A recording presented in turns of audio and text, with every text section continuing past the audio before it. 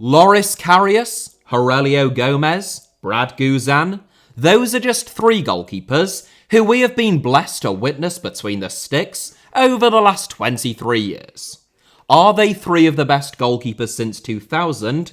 No, they are categorically not. They are among the most error-prone that I've witnessed at the highest level during that time, hence why I included them there for comic effect, and it's that kind of searing wit and intellect that means that you should immediately subscribe to this channel and my second channel, Alfie Potsama, without a second's hesitation. Just do it now, and turn on notifications. In the past on this channel, I have made series looking at the best players in every position of all time, the best players in every position right now meaning 2019, which is when I made that series, the best players in every position for the decade starting in 2010 and ending in 2020, and the best players in every position in the history of the Premier League, which I made just last year for the 30th anniversary of the Premier League's breakaway from the Football League. Clearly then, I can't go for more than about a year without attempting to rank the 7 best footballers in every position from a certain league or over a specified period of time. It is like a disease or addiction, where the main side effect is that my girlfriend threatens to leave me for asking her if she would rank Leonardo Bonucci ahead of Gerard Piqué, whilst we're meant to be watching the latest reality television game show on Channel 4. Anyway, it is time for this junkie to get his latest fix, and over the next few months, it is the 21st century that comes into view. To explain the criteria, because there is bound to be some confusion, only a player's performances since Big Ben bonged on midnight December 31st, 1999, to usher in the new millennium will be taken into account. So to give an example in a goalkeeping context, one could argue that Peter Schmeichel is the greatest goalkeeper to have played football since 2000, and certainly is one of the 7 greatest to have done so, as was Jose Luis Chilavert and Neville Southall. But Schmeichel retired from football in 2003 and was already past his best by 2000. Chilavert hung up his own gloves in 2004, and Southall only played 3 games, all in the League of Ireland, post-2000. The same goes at the opposite end of the spectrum for someone like Gianluigi Donnarumma, who could well become one of the greatest goalkeepers of all time, with time, but is still only 24 years old. I did want to give another example there, but I struggle to think of another world-class goalkeeper under the age of 25. Am I missing anyone?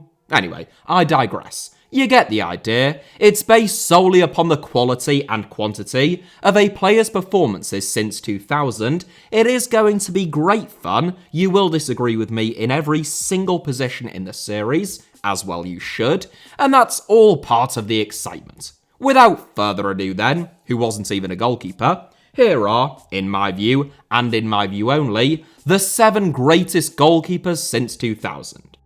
7th, Oliver Kahn. We start with a man who was very nearly too old to feature. Sorry, Oliver, but you know what I mean. Born in 1969, Kahn retired from international football in 2006 and from football as a whole in 2008, which means we're only analysing an 8-year window of his career between the ages of 30 and 38. For that reason, he very nearly missed out to several honourable mentions, who I will come to later on, but those 8 years included some of the greatest goalkeeping performances of all time. Absolutely terrifying, both to opposition forwards bearing down on his goal, and indeed to his own defenders if they ever got on the wrong side of him. Kahn was nicknamed Volcano by Bayern Munich fans, and he was prone to frequent eruptions. Renowned for his impatience and competitiveness, Kahn was once asked to participate in a charity penalty shootout involving schoolchildren, where, for every penalty scored, money would be donated. Kahn saved every single penalty, though it is worth noting since it's so frequently omitted from that story that he did apparently eventually donate £100,000 after turning a bunch of 9-year-olds into a collective sobbing mess.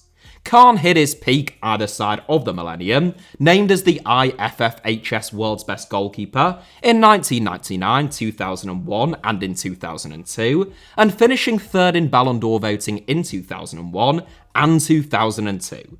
His most memorable performances, for a global audience at least, came at the 2002 World Cup, where Kahn carried Germany all the way to the final and deservedly won the Golden Ball. Undoubtedly, I think, a better goalkeeper than the two keepers up next. It's only the fact that Kahn's career was split roughly half and half between the 1990s and the 2000s that restricts him to a spot in 7.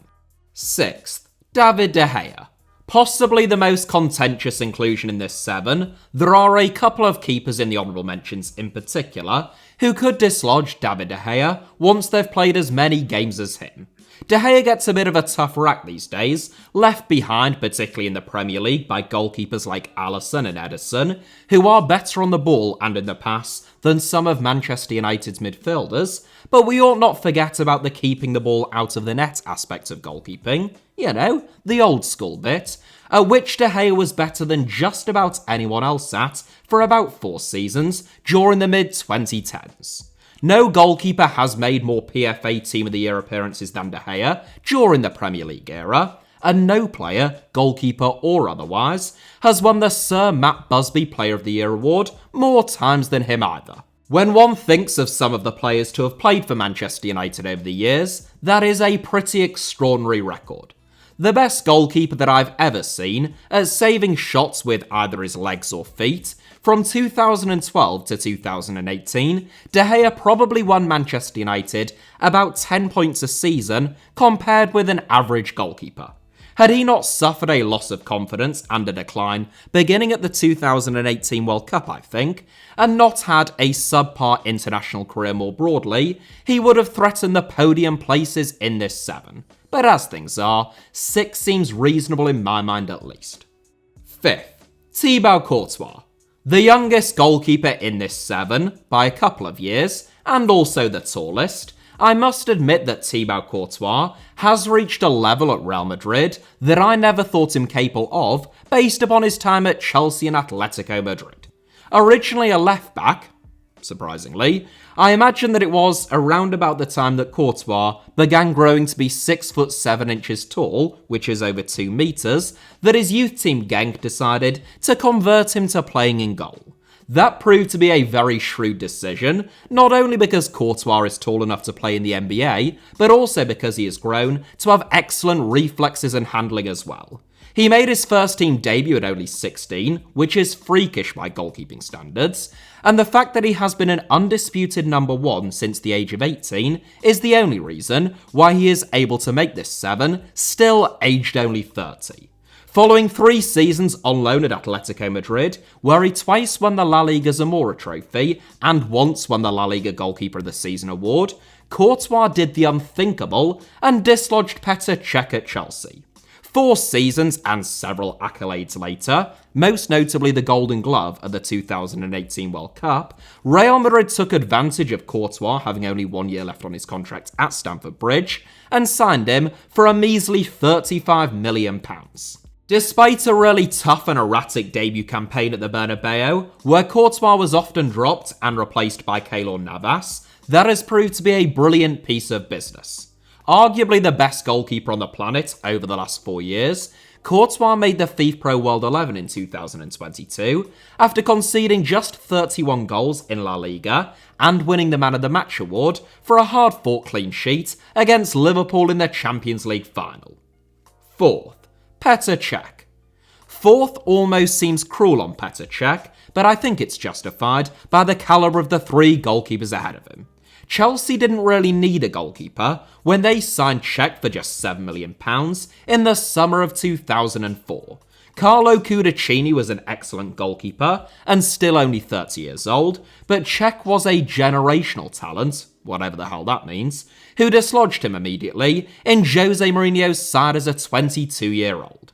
Having made his name in his native Czech Republic, Cech spent the previous 2 seasons with Rennes before signing for the Blues, and he was at his very best, I would contest, unlike most goalkeepers, in his early to mid-20s, namely in his first 2 and a bit seasons at Chelsea, before fracturing his skull in a collision with Stephen Hunt, after which point he donned his trademark scrum cap. It was during that time that Cech conceded just 13 goals and kept a whopping 24 clean sheets in 35 Premier League games in what was actually his first season at Stamford Bridge and is arguably the best season that a Premier League goalkeeper has ever had.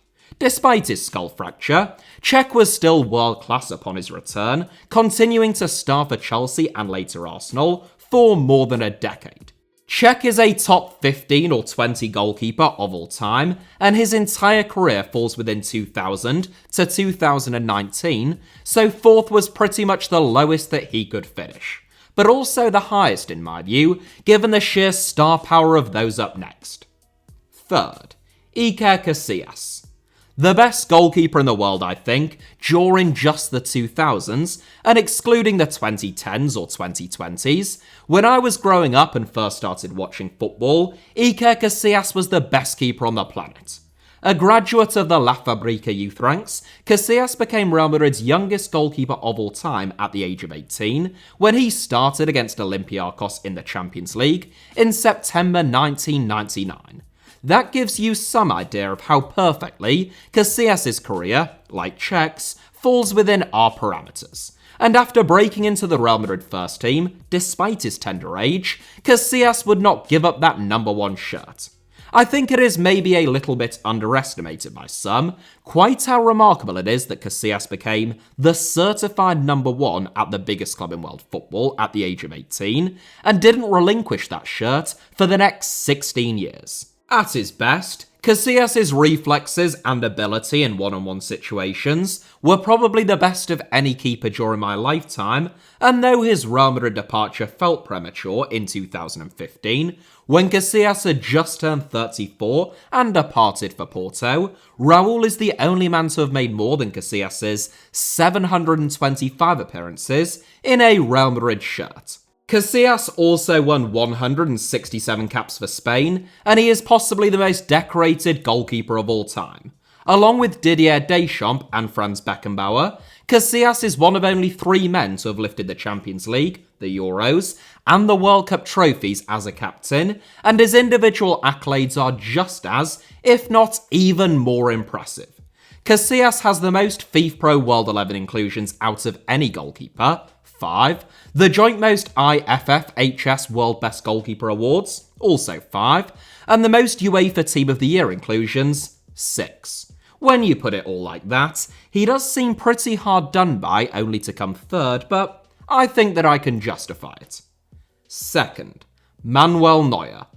There will be plenty of people who feel as though Manuel Neuer should top this 7, and I've got a lot of sympathy for that view. Undoubtedly, I would argue, the most influential goalkeeper in this 7, Neuer was by no means the first ball-playing goalkeeper, or the first to venture far outside of his 6-yard, and indeed, sometimes his box entirely, but his effectiveness when doing so ushered in a new era for goalkeeping.